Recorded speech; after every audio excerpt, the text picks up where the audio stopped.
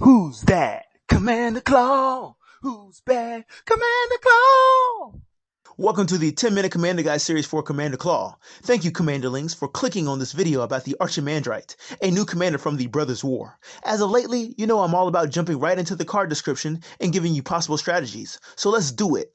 The Archimandrite is a 0/5 human advisor for 2 colorless, blue, red, and a white. Those are Jeskai colors. It reads, at the beginning of your upkeep, you gain X life, where X is the number of cards in your hand minus 4.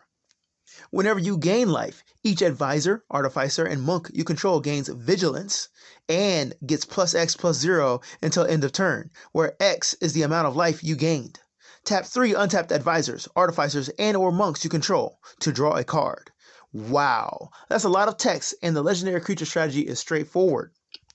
In summary, you will have to have a large hand to gain life in return, just to power boost all of your advisors, artificer, and monk creatures. Your combat phase is filled with creatures. You don't want to tap for attacking and get a minimum of +1 +0 if you have 5 cards in your hand. With these colors, blue and several artifacts will be able to give you a large hand. Blue can also make your creatures unblockable and or have flying. Red can possibly give your creatures power boost, double strike, first strike, or even haste. While the white can have protective spells to keep your army of artificers, advisors, and monks safely on the battlefield. So what is this video really going to be about? Wait for it. The best card draw spells. The reason why I'm highlighting card draw spells is because new Magic players may be reluctant to add them to their deck for several reasons. They seem boring. They seem ineffective for the amount of mana you played. Whatever the reasons, new Magic players need to jump on the bandwagon for the importance of card draw. So first we have the Midnight Clock. For 2 colors, 1 blue, it's an artifact that reads, tap it to add 1 blue mana. Tap 2 colors, 1 blue, put an hour counter on Midnight Clock. Then it reads, at the beginning of each upkeep, put an hour counter on Midnight Clock. When the 12th hour counter is put on Midnight Clock, shuffle your hand and graveyard into your library. Then draw 7 cards, exile Midnight Clock. In summary, you're going to add counters, hour counters, faster than you initially imagined. Let's do the math. You need 12 hour counters. 1 turn cycle before your turn starts. You will add 3. Second turn cycle, including your turn, will be 7. Now this 5 mana left over is the tricky party where you can play games. All you need is 3 mana to add an hour counter. That's a total of 15 mana you need to pay. But the Midnight Clock is a mana dork itself, and you can pay an extra 2 mana to add an hour counter. It has the capabilities on 2 turns to only tap 4 mana and itself 2 times instead of 6 other mana. Now you're down to 3 counters after 2 turn cycles. That's a total of 9 mana. You have 9 mana available to tap throughout your turns, keeping your opponents weary of the clock. It's a non-threatening card draw that reshuffles your hand and library, and your opponents will underestimate its power, especially the first time. Next, we have the Magic Mirror.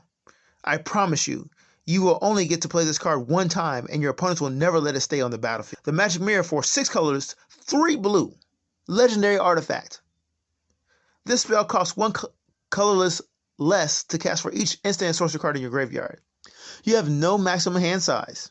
At the beginning of your upkeep, put a knowledge counter on the Magic Mirror. Then draw a card for each knowledge counter on the Magic Mirror. In summary, you are drawing exponential cards if it stays on the battlefield. It's a great mid to late game card draw.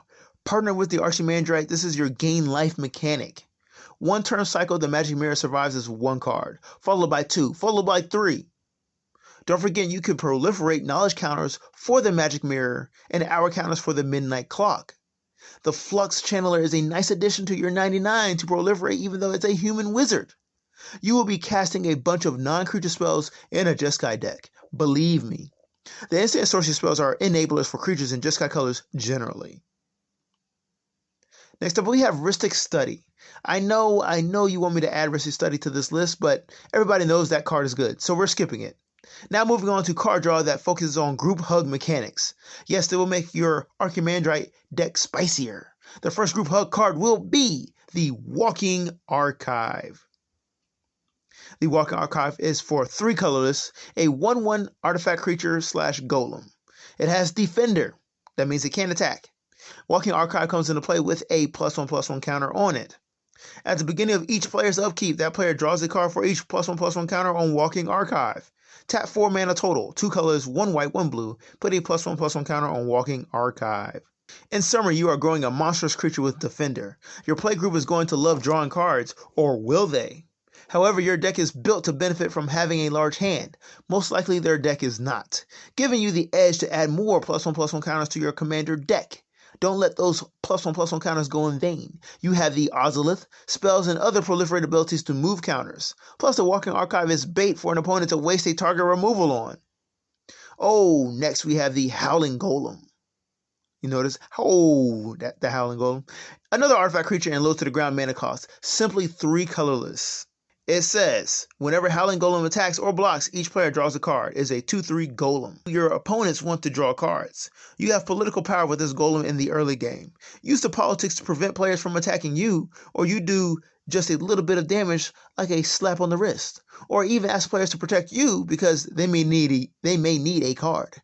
Remember, Magic has such a political game influence that just simply buying the most powerful cards doesn't make your commander deck the strongest. Finally, we have reoccurring Insight. Remember all those cards you let your opponents draw because you had the Howling Golem or Walking Archive?